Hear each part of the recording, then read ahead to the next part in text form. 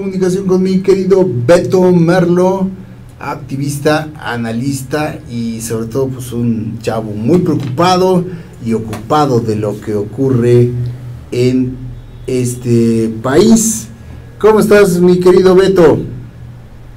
Pero Jorge, muy buenos días, con el mismo gusto de saludarlos de siempre. Excelente, mi Beto. Oye, pues decíamos hoy en nuestra editorial que sin duda la elección en el Estado de México y todas sus derivaciones y sus consecuencias, incluso pues lo que está peleando en tribunales, pues no puede dejar de ser visto como un posible escenario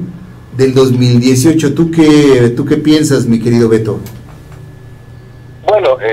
definitivamente se tiene que reconocer la importancia de esta elección por el peso político electoral que el Estado de México tiene más.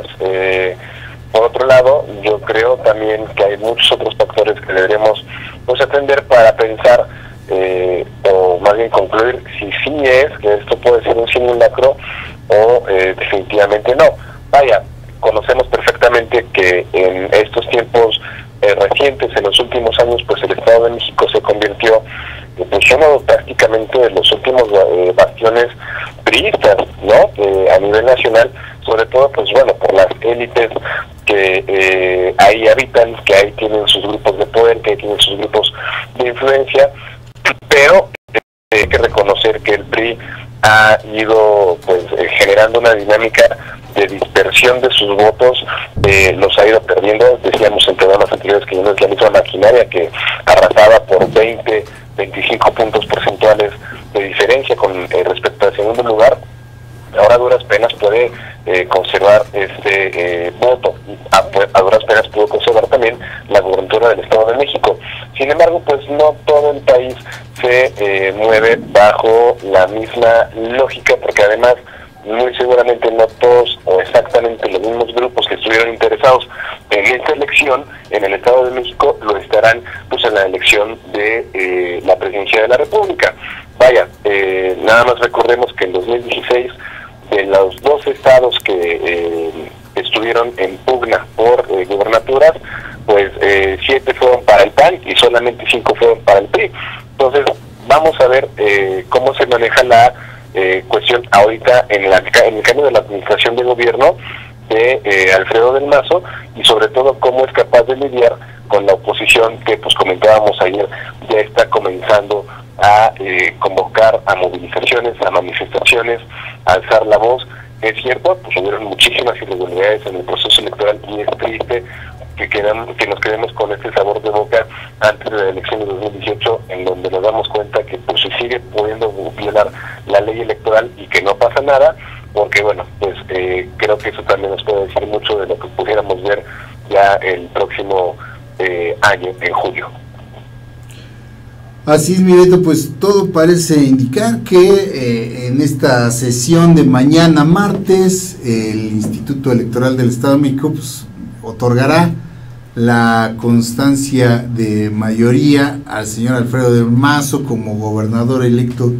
del Estado de México, y por ello Delfina Gómez ha convocado a sus simpatizantes a manifestarse frente a esta sede, que en realidad en los hechos o en la práctica de poco sirve y ellos mismos lo saben, pero pues es parte de todo el entramado, es decir, hacen lo que tienen que hacer, ¿no? Manifestarse, repudiar. El mismo partido Morena de alguna manera sabe que tiene perdida esta elección, porque en su pasada reunión de consejo incluso enlistan a la propia Delfina Gómez como candidata al Senado. O sea, de alguna manera están admitiendo que Delfina no va a ser la gobernadora, y lo que se quiere pues es hacer ruido al chicharrón, ¿no? Al chicharrón de obviamente denunciar esa evidente compra de votos que hubo no solo en el Estado de México sino en Coahuila, y que es parte de los usos y costumbres del priismo nacional. Y aunque en los hechos te digo pues saben que la tienen perdida,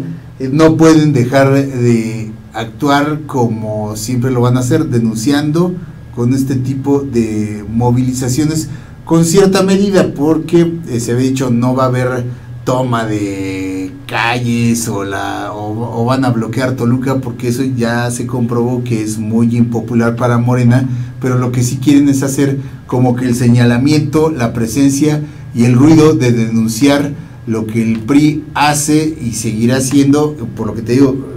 podremos ver igualmente en la elección del próximo año, mi Beto.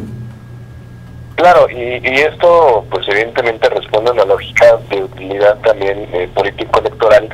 como pues por supuesto también podemos darle el beneficio de la duda, como una utilidad de exigir la concreción del Estado de Derecho. ¿A qué me refiero con esto? A que pues evidentemente las dirigencias o la dirigencia en Morena sabe perfectamente que sí, como tú bien mencionas, ya no es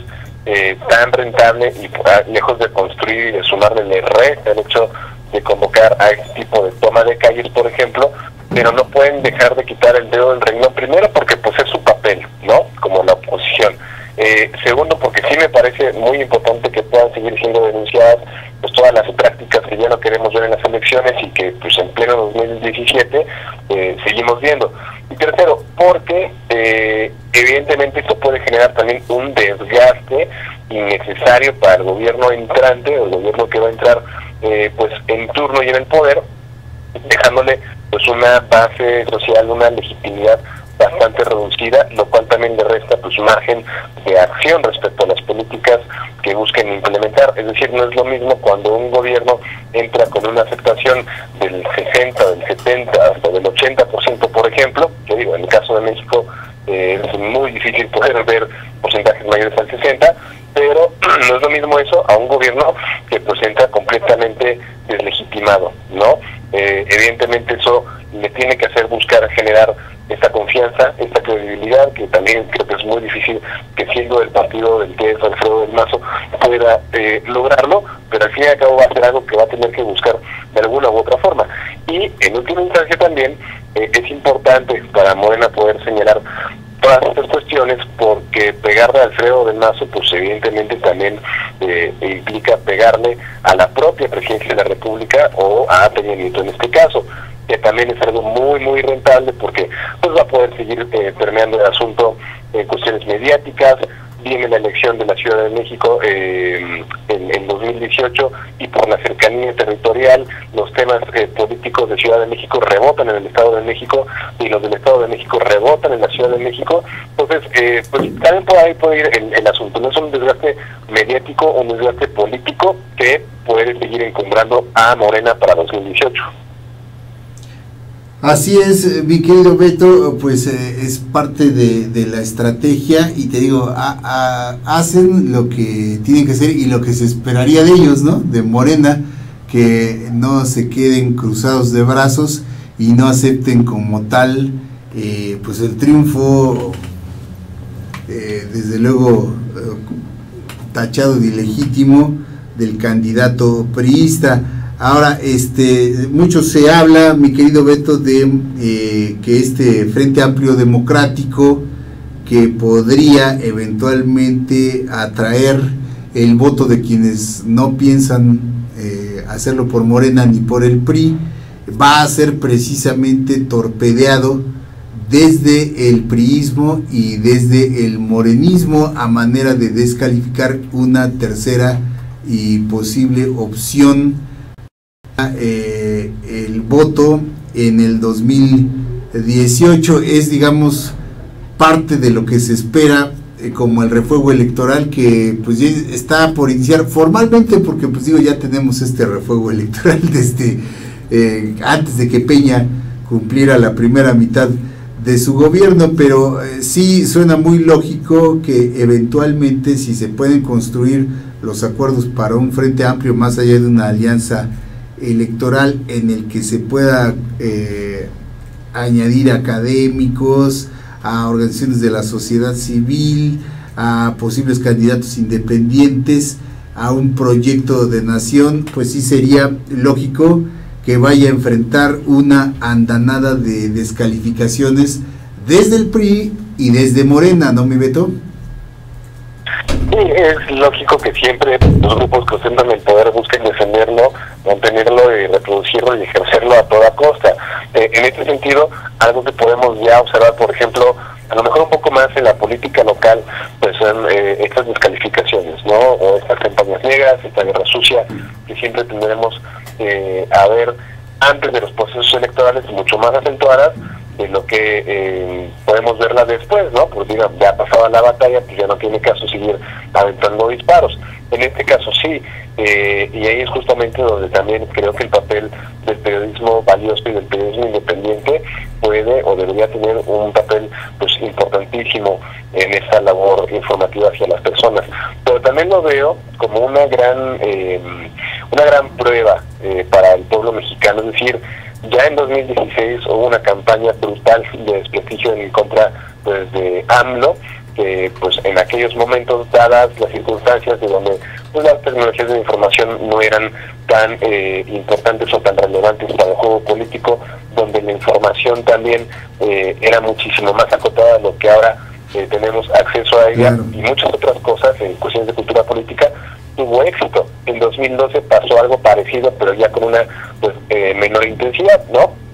Bueno, ahora en 2018 vamos a ver qué tanto hemos logrado madurar como electorado responsable, como electorado objetivo, para creer o no en este tipo pues de cuentos que nos quieren imponer, ¿no? Más allá de si el personaje por sí mismo, no en este caso AMLO, se ayuda a sí mismo o no. Más allá de eso, el asunto es ver cuál es el criterio o cuáles son los filtros a través de los cuales nosotros recibimos esta información, y esto va a ser algo muy, muy importante. A mí en lo personal me queda claro que cada vez estas estrategias de desprestigio ya no tienen nada de estratégicas, o por lo menos ya perdieron esta cuestión táctica que antes sí funcionaba y que ahora ya no, justamente por este proceso de maduración de la propia sociedad. Pero bueno, al fin y al cabo eso se tendrá que ver reflejado en acción, una acción muy concreta en julio de 2018, que es en el ejercicio del voto. Vamos a ver qué pasa. Así es, mi Beto, porque de lo que se trata ahora es precisamente de elegir a quien presente específicamente la mejor opción. Algo de lo que escuché en estos foros galileos en los que participaron perredistas y panistas y algunos académicos e incluso organizaciones y empresariales, es una tesis que me parece en lo personal muy cierta, mi Beto. Ningún partido o ninguna oferta política puede hoy por hoy decir que tienen la solución completa a los problemas del país. Quien incurre en eso, ya sea López Obrador, ya sea el PRI, ya sea la propia oposición o frente, no pueden decir que tienen la solución a todos los problemas. Es una problemática tan grande la que enfrentamos hoy en el país en cuanto a violencia, igualdad, economía, que quien llegue o quien resultara ganador de esa elección no puede, o incluso un independiente que también ofrece ser la solución de las cosas, no puede sin un entramado político y sin un proyecto real de nación que sea viable, que realmente tenga los apoyos suficientes, porque el proyecto puede ser también muy bonito, o sea, no hay que quedarse solo en el proyecto, hay que ver la viabilidad de que se aterrice ese proyecto. Hoy se oyen voces desde las candidaturas independientes diciendo que también tienen la solución a todos los problemas, pero si llega un independiente solo a la presidencia de la República, no va a poder hacer absolutamente nada, como si gana el PRI en solitario, o como si gana López Obrador, o como si gana incluso el candidato del PRI o del PAN, el que presenten por su lado, o cualquier independiente. Tiene que haber necesariamente un proyecto de nación que tenga viabilidad de cambiar las cosas, mi Beto. Mira, en el caso específico, por ejemplo, de la candidatura independiente que supongamos pues gana la presidencia de la República, para ganar la presidencia de la República se necesitan mínimo unos 15 o 16 millones de votos. Entonces yo pensaría en que esta candidatura o esa presidencia independiente en realidad no llegaría para nada sola a tomar cargo. Más bien por el contrario, tendría que encontrar la forma de poder dinamitar la participación activa de esas 15 o 16 millones de personas, presionando justamente para que si tal vez al interior del Congreso siguen dominando por mayorías los partidos políticos, pues aunque sean de partidos políticos, que esas 15 o 16 millones de personas presionen a sus representantes, al interior de la Cámara de Diputados, al interior de la Cámara de Senadores, para que pues no ejerzan esta oposición sin sentido o solamente por obstruir y obstaculizar el ejercicio del gobierno, pues de la primera presidencia independiente de la República que tendríamos en la historia del país, ¿no? Sino más bien tratar de encontrar los puntos de acuerdo para que las reformas que se planteen, además o previamente siendo viables, entonces pues también ya puedan ser una realidad. Yo creo que más bien justamente eso es lo que necesitamos comenzar a reinventar, la manera en la que ambas cámaras pues digamos que coexisten o conviven o interactúan con la propia presidencia de la República, ¿no? Y siempre estos temas surgen mucho o se ponen sobre la mesa sobre que qué tan conveniente es tener un gobierno dividido verticalmente, es decir, que haya presidencia de la República de un color o independiente y que los congresos de la Unión, por ejemplo, sea de otro diferente, o qué tan conveniente es que sea un gobierno unificado, que ambas instancias sean del mismo color para que evidentemente las reformas puedan pasar.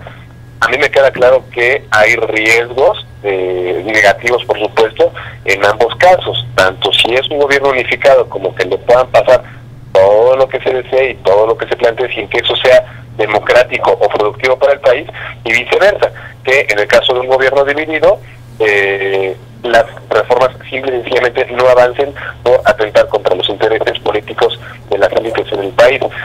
Y aquí también surge algo muy importante, que es el papel que va a tener el voto diferenciado en la elección de 2018. Es decir, vamos a tener estas boletas, como hubiéramos comentado previamente. Sería una irresponsabilidad, por ejemplo, que los partidos, como el PRI lo ha hecho en campañas locales, salga a convocar a las personas a votar pues en familia y por un solo partido en todas las boletas, ¿no? Creo que también este fenómeno ya se ha ido reduciendo bastante. Hablo en mi caso específico y de mis experiencias en procesos locales, pero pues muy seguramente lo vamos a poder ver replicado ya a nivel nacional, que no se comporte exactamente en todas las latitudes del país el voto switcher, ni el voto indeciso, ni el voto diferenciado, pero creo que tal vez sí pudiéramos ver ya una sociedad mucho más madura políticamente hablando, ejerciendo un voto diferenciado en cada una de esas 6 boletas que nos van a dar el próximo año. Pues sin duda se va a poner muy interesante, mi querido Beto, y estaremos atentos para seguirle el pulso a la información y a los acontecimientos en el plano político, y desde luego pues acompañado siempre por la interesante óptica que tienes tú sobre todos estos asuntos. Muchísimas gracias como siempre, mi querido Beto, te mandamos un abrazo y que tengas una excelente semana. Igualmente, Jorge, muy buen día para todos. Un abrazo, mi hermano. Muchísimas gracias, amigos. Como la vez se va a poner sin duda muy interesante, pero lo más importante de ello es que tengamos información. Vamos a hacer un corte y regresamos aquí en Disyuntiva TV.